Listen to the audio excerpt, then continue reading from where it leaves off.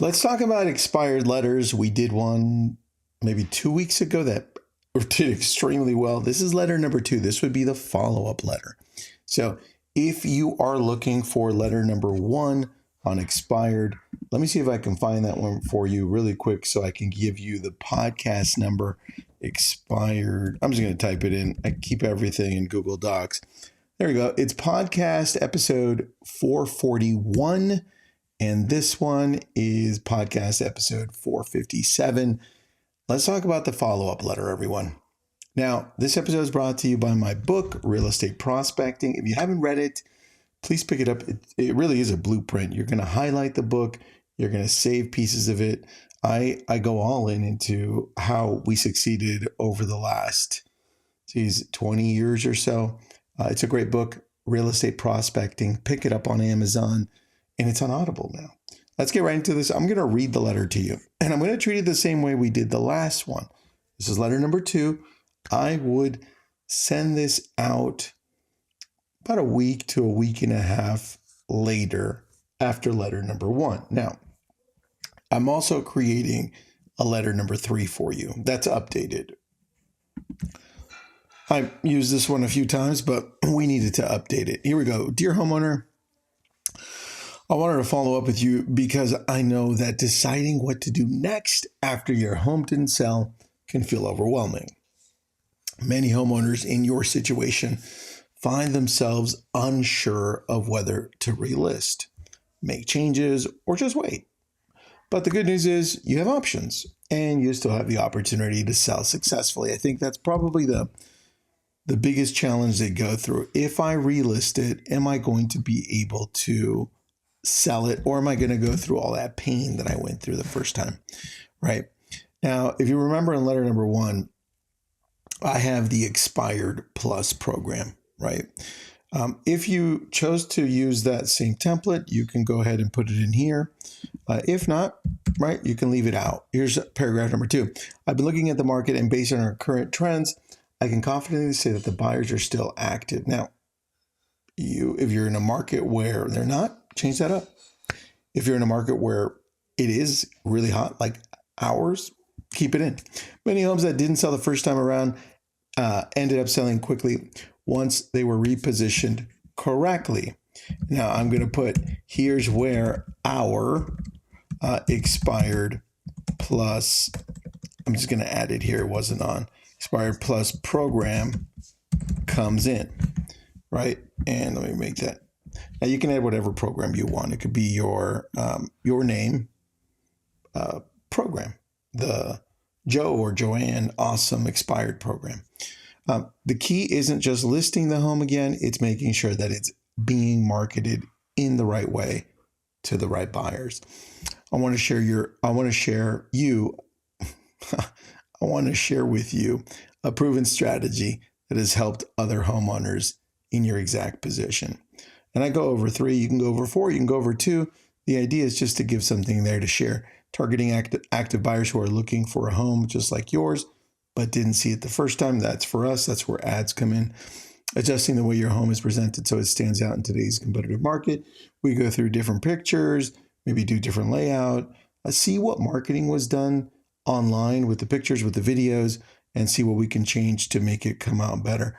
Maximize exposure beyond just traditional listings, getting in front of buyers through digital and offline channels. That's where our program comes in, that Expired Plus program.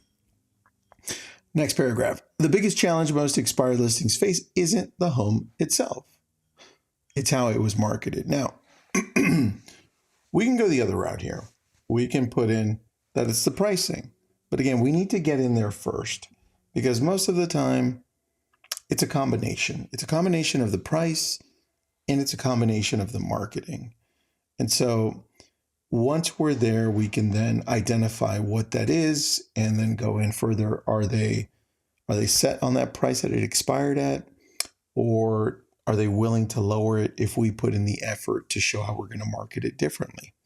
And that's where you're going to have to decide if you want to take an overpriced listing or not, right? I don't know how you play that. The biggest challenge most expired listings face isn't the home itself, it's how it's marketed. The right changes can make all the difference. Let's have a quick chat about what's next. There's no obligation, just a conversation to go over your options and see if we can position your home for a successful sale this time, right? Or this time around. What's a good time for a 10-minute call this week? Simple question. And then I put, you can reach me at phone number or email.